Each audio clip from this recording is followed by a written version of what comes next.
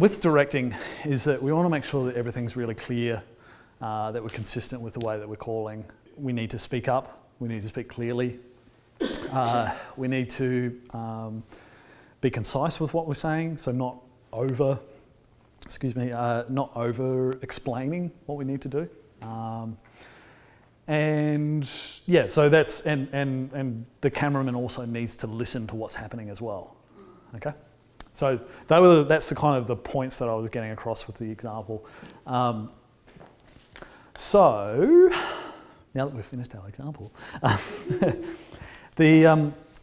so what I've got here is a basic director's checklist. So this is like essentially a 7-step, and this is something that I do every time I sit down to direct, is I go through this mental checklist. And you know, if you want, just carry this around with you when you come in and run this through as a mental checklist. So what I do is I go through and I make sure I look at the service running sheet and I plan out each section. And this is not something I sit down and do for like 10, 15 minutes and really, go, okay, notes sort of thing. Some people might do that. I just look through it, I skim through it, and I go, okay, baby dedications, that's a problem. I need to deal with that. How are we going to deal with baby dedications this morning? Okay, I need to have camera 3 ready with a good shot of the baby. Okay, I need to brief camera 3. That's something I need to just lock away as a director. Okay, so as a director, I go through the entire run sheet and I make sure I just identify problem areas. The rest of it, I generally have a pretty good idea about how I'm going to deal with it. But, for example, there would be 2 praise songs. Okay, we need to direct faster there, and there's probably going to be a guitar solo. There'll be a welcome, so I need to have camera 2 or 1 ready for when the person comes up after the songs. And we just break down the service into little chunks and go, okay, these are the things I need to have ready. So that's something I always go through, and you just check and plan, make sure you're organised off the service running sheet. Step 2 is go through and brief your team individually. And this is something I say to all the directors, is that I don't care how often the cameraman has been on camera, even myself, like if I'm on camera 1 and I have a director, they should be doing this with me as well. But they should be going through, identifying what you expect from each camera, okay? So I go, okay, camera 1, can you just show me your close-up, please? They'll go into here, okay, I like what you're giving me there. Show me your medium close-up, okay, good, lovely. Show me a close-up on a backup singer. Across, okay, cool, good. Okay, thanks camera 1, that's what I expect from you. We might do a couple of zooms from there to there every now and again. All right, camera 2, your briefing is, okay, show me a head to toe. Gives me a head to toe, cool. Show me your extreme wide. All the way out, cool, that's good. Show me your wide shot of the stage. Okay, goes in, frames up just outside of the stage. Lovely, like that, okay. Show me a head to toe pan through the entire stage, from left to right. Well, left to right. Okay. All right, show me your slow zoom in from extreme wide to a head to toe of the lead singer. Does the zoom in.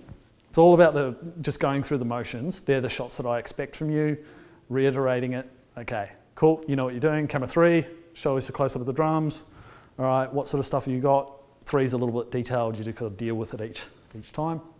Camera 4, okay, show us what you got. If I've got a good operator on camera 4 who really knows their stuff, then I'll get them to try some different things. And 4 is my experimental play around spot. And I usually have 1 or 2 cameras that I experiment with and mix it up a bit. Okay, so that's my briefing, and I go through and do that. 3, I go through and do a warm-up exercise, okay? So with the warm-up exercise, and this is something that I've actually started more recently. I haven't done this in my entire directing life, but if you don't always have the opportunity to practice with a band rehearsing songs, sometimes they might have finished or they're not there or whatever. Things happen. And so I've been, okay, I need to just practice to some, and it's all about getting your calling happening. Okay, so I just get a song on my phone and basically just do this. Okay, so it's all about the getting the rhythm of the thing. Okay, so I go, okay, stand by camera 2. We're going to set you up on a extreme wide and we're going to do a slow zoom in it. Okay, so I'm not worrying about this, I'm just prepping them.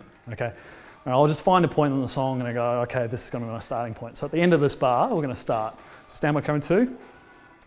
At the end of this. One more. And we go, okay, stand by camera 2, fading up from black. Here we go. And 2's up. And stand by 1, we're going to do a close-up on you. And 1, you're live. Stand by camera 3. Here we go, 3. And 3, you're live. Stand by camera 4. 4, you're live. Stand by camera 2, not ready. Okay, stand by camera 1. You missed that. Here we go, 1, back on the close-up again, and 1's up. Okay? So that gives you an example. That's how I call. Like, I actually speak like that when I'm talking to the directors, to the cameramen. Okay? And the purpose of that is it's a rehearsal for yourself, rehearsal for the guys, and it's all about getting into the rhythm. And you get the feeling of, it has nothing to do with the beat, it's about the flow of it, how you talk, you're practicing, you find errors. Like I constantly am rehearsing myself and going, you did that wrong, you need to fix that next time. You know, and you're saying that internally, sort of thing. You know, so it's all about getting the flow of it. And so once you've done that warm-up exercise or that rehearsal, you then go through and check and revise your plan accordingly. So that plan that we set out before, you might go, okay, that song that we rehearsed with the band is not going to work in that sort of scenario because we missed that. You know, we need to make sure that we have camera 3 there for the guitar solo because we missed it, sort of thing. So it's all about planning and just having the foresight. As a result of that revising of your plan, you want to go through and revise your briefing with the guys. So it's kind of those steps 4 and 5 are mashed together. Then we come into the action. Let's run the show, top to bottom, just power through it, have fun, enjoy yourself. As you'll see in the noteworthy points, number 1, get excited. You know, the team feed off the director. If the director's negative as anything, the team's going to be negative. If the director's having fun, excited, calm, you know, knows what's going on, the team is going to really feed off that and become better and, you know, perform better. Okay? And then the final thing is to actually make a point of debriefing. And it doesn't have to be a long, lengthy process, but actually just saying to the guys, look, you know, okay, we did this and this was the result. Why do you think that was the case? Okay, camera 1, maybe your tilt and pan locks are maybe a bit, maybe left done up, or was it your tension was too tight? Okay, we need to maybe look at changing that next time. You know, can you make a note of that for yourself? So there's just little things that you look at and you go, oh, you know, sometimes it's like, oh, camera 2, you were awesome, and I have no feedback for you apart from that. So, you know, just simple stuff. And so that's kind of a 7-step checklist that I go through, just internally the whole way through as I'm directing. So when it comes down to that's kind of the overarching aspect of being director. When it comes down to the nitty-gritty, kind of the detail stuff and the how-tos and the I don't know, the physical outworking of directing, we've got a couple of things that we have to we work with, okay? So we've got the switcher, which is down on the desk, okay? And we obviously have our main monitor wall, okay? So the first thing that we have is our program monitor. So program is what is live. It's what goes out generally out to live stream. It also goes down to the DVDs and to tape. It's what's recorded. That is, once it's there, it's done. You can't do anything about it, okay? So what we try and teach everyone is to use their preview monitor, okay? And that's a standby. It's when you hear someone going standby, they're flicking this on, okay? And it's not, you know, it doesn't always have to be, you know, they can sometimes practice and go, oh, okay, that's not what I want to do. I might go that camera instead. Okay, standby 2, sort of thing. And that's stuff that I do. So your preview monitor is exactly that. It's for previewing, it's for practicing. And one of the main notes that you'll see down here is, it's third from the bottom, use your preview. Okay, and that's where, as a director, you'll practice, you know, your switches. You are always, again, you're always planning ahead. And you go, okay, what camera am I going to go to? Okay, camera 1's not going to work, so I'm going to go to camera 3 next. Yeah, that's going to work better. Okay. And then this line of screens here, this is all your cameras, so 1, 2, 3, 4. Then we have multimedia 1, 2, and some additional stuff which I cannot remember. So probably changes, to be honest. So you'll have your words overlay will be here, and what that does is it takes the green away and just puts the words over the top, just like the weather. Yeah, you guys actually, yeah, you would have just come from that. So what happens? What we have here with the switcher is we have our preview line, our program line. So there are two monitors we showed before. We have our key, and that's where our multimedia sits. Okay, and so this stuff here is usually stuff that's overlaid over the top after the fact. Yeah, yeah. Here you'll see just poking out to the side. There's it's a T-bar. It's that thing that they go like that. That does the dissolves. Okay, and this is your cut button. So a general workflow of what happens is, okay, as a director, I'm going to go to camera 2 next. So I press camera 2 on here, and that pops it up on the preview monitor. When I want to make it live, I press the cut button, and that will then light up there. So as a director, I don't put my fingers up here and cut on that line. That's called crash cutting, and it's shotgun from the hip rubbish that we don't do. Okay, so we're always planning. You don't just kind of bang. The only time you'd ever use that is if you were doing insanely quick cutting, and we just don't do that here. It's not an option. So, okay.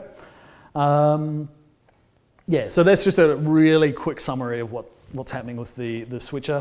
Do you often put something up on the preview monitor and it looks different from what it looked like when it was in the small one? No. So the shots are, what goes from here to here. I realise it's the same, but I guess I'm talking about from, I don't know, the balance of what you're looking at when it gets into the bigger screen. Sometimes you might look at it, and because it's on a bigger shot, you might see, okay, that's looking a little underexposed or overexposed. I didn't quite catch that, but it's not a big problem a lot of the time.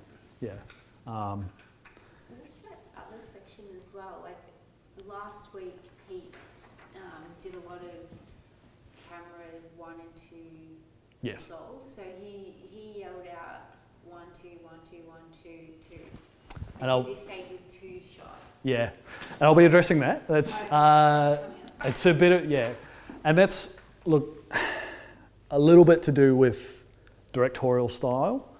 There are some rules of thumb that we do generally go by, and doing dissolves that take longer than sort of 2 seconds, sitting at halfway sort of thing. Generally, we want to try and avoid that stuff. It's only if you're going for like a particular artistic effect, and if you're sitting there and you're doing it multiple times for like in a song, it's too much of a good thing makes you sick. So within reason, I would I'll show you an example later, but you want to only use it maybe once a song, maybe even once in 3 songs, sort of thing, and just balance it out. Calm down a bit, sort of thing. So. So it's an interesting question though. It does raise an interesting point. So that's just sort of the mechanics of it all, sort of thing.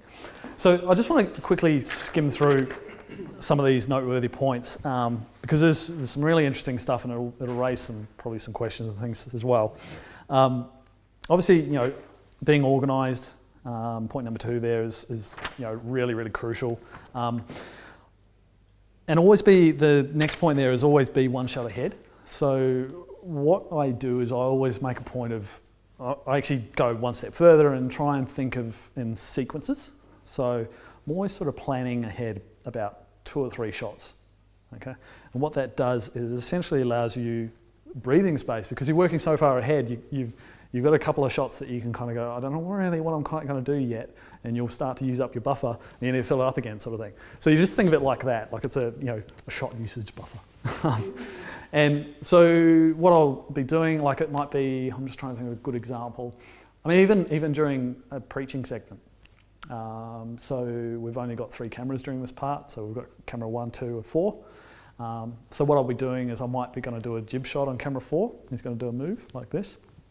So I've got the mid shot on camera 1, and I've got a head to toe on camera 2.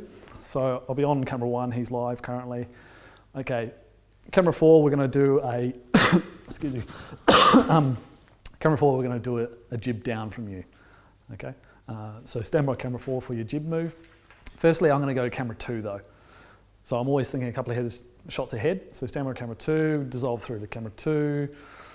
Actually would have done a cut because we're in a message. So I would have cut through to camera 2. Okay, I'm actually going to go back to camera 1 because we don't cut from 2 wides to each other because they clash. Okay, so So you don't cut from what?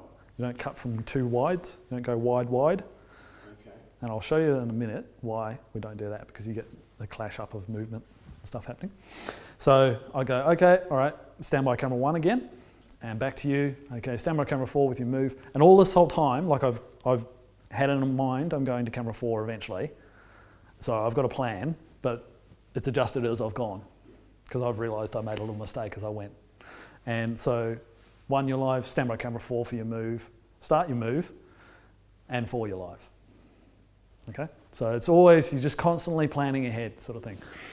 So with your, going back to our switcher and what's happening, as I'm calling, and you see that I'm being specific with the way that I'm doing my fingers and what I'm doing, because I'm planning ahead sort of thing. So what I do is I go, okay, stand by camera 2, I'm currently on camera 1, so he's live, he's red. Stand by camera 1, you're live. Stand by camera 2, we're going to go to you and cut. 2, you're live. Stand by camera 4, that's when I press him, so he's standing by, and 4, you're live, cut. So you say it, then do it. Yeah, okay. So you're always practicing, you're verbalising what you're about to do within the next second sort of thing, like you're constantly verbalising. And it's all about that clear communication. You know, coming back to that first example, we're reiterating, you know, where we're going. We're always being clear about what we're saying, keeping calm, you know, not making it personal, that sort of stuff. It's you know, we're really sort of, you're also in control as well. So that 4th point there is remain calm. You know, if something goes wrong, a director who panics and shouts merely spreads the panic.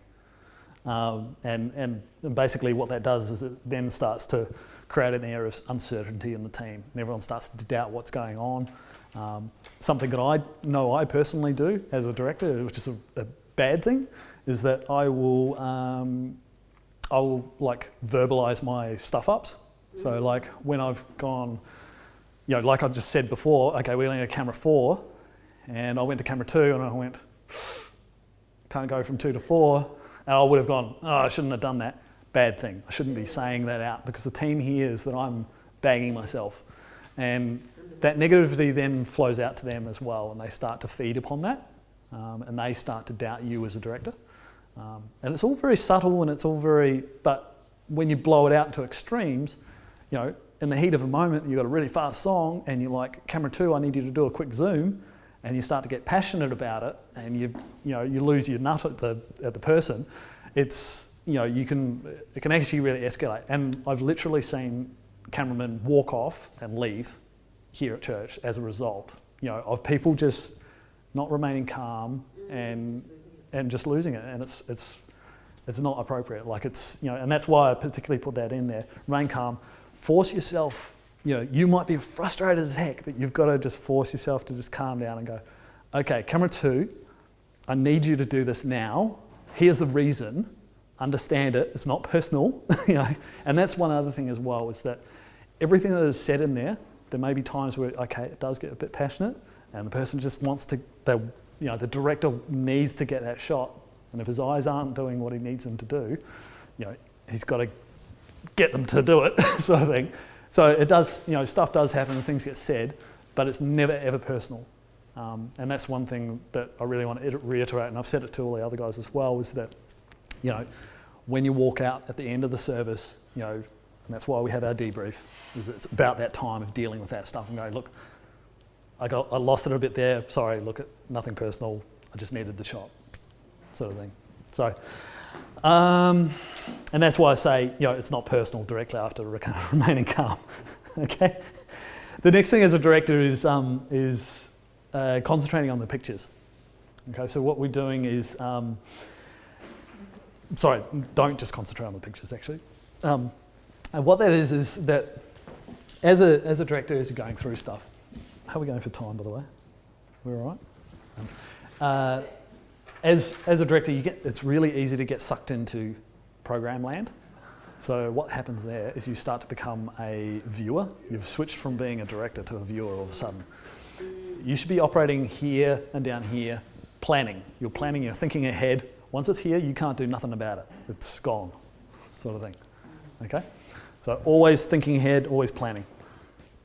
And so part of the whole, like, not just concentrating on pictures is you're also thinking about the music and what's about to be said.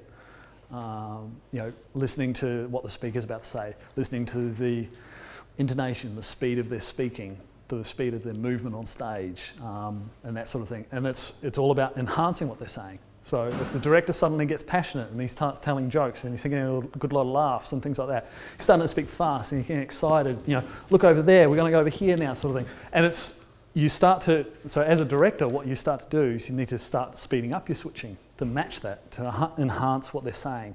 And you can emphasize points, by, when the speaker stops and goes, so this is the point. And you cut into a close-up on one, sort of thing. So it's listening to what's going on. Think about the lighting as well. That's something else. If they've only lit up one singer, then maybe you should focus on that one singer. Just a thought. Yeah, exactly. Working with team, obvious. Just collaborate with the guys. That's part of your briefing. Talk about what sort of shots. Sometimes the cameraman can see what you can't, and they know that there's someone is standing there. So and you've got to balance that. Discuss with your cameraman about what you expect. As a cameraman, discuss with the director, what do you expect from me?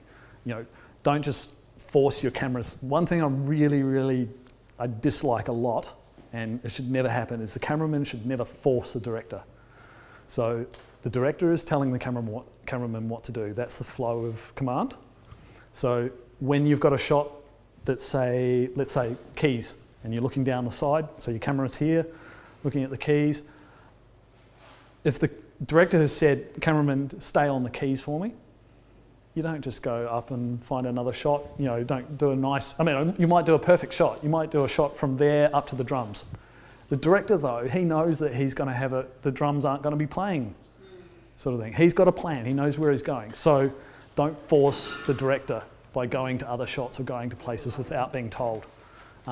Or if you are going to do that, practice it before you're live. So because the director can see all your cameras, he can see what's going on, and you go, I can see that camera X, Yeah, that's good. I've been on once since I've been back, and just trying different things, just to know that I can see what you do and just keep going. Yeah. It's good. It was good. Yeah, and that's a good director will communicate that stuff. Like you need to say, yes, I see it. I'm coming to it. Just hold fire.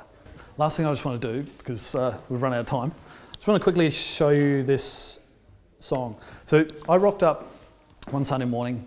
I was on. Actually, I didn't even know I was on to direct.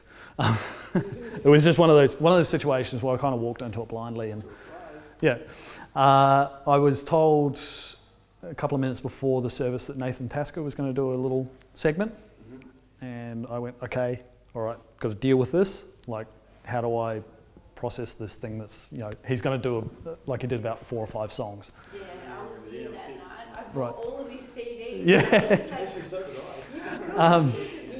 So that was a Saturday night, you were here. So I came on the Sunday morning and didn't really know what was going on. So I'm just going to play one of his songs that I directed, just so you can sort of see. I'll walk you through it and I'll talk as I'm going, so you can sort of see what my thoughts are behind it, why I do certain things.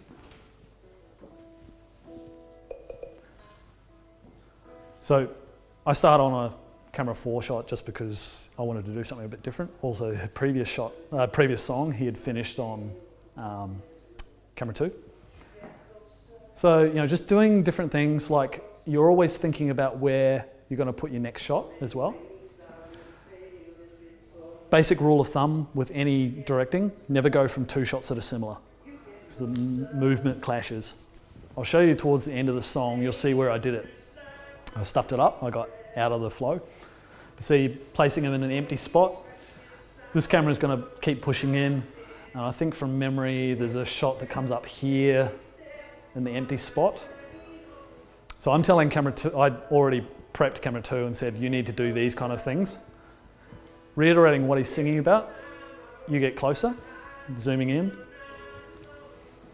Actually, this is a focus roll here. Get closer. We go through to a wide shot. Camera 2. And balancing the pace between my cameras as well. So making sure that the guys are because they've been listening to me direct, they know my pace. So we're about sort of 2 to 3 seconds for our dissolves. Camera 3, I had no comms on, by the way, just to add another thing in. So you go just finding holes and putting the shots in. Going through to camera 4 again. Camera 4 was locked off, had no operator. So, Skeleton. yeah, look, and these are the things you deal with. And you go, okay, how do I deal with it? You know, we're just focusing on a bit of a jingle as he's playing. We don't hang on it because we want to go back to his singing. Don't get stuck on the fact. And I'm starting to back out here a little bit. And it's interesting here because this part here, I think that's where I got stuffed up. Because I thought he was actually going to go into a nice, start to go into a big chorus piece. And I started pulling out. And then he started singing again, and I was like, ah, and it messed me up. And you can actually see what happened is my rhythm stuffed up. And now I'm getting back into the flow of it. And I've sorted myself out by this point.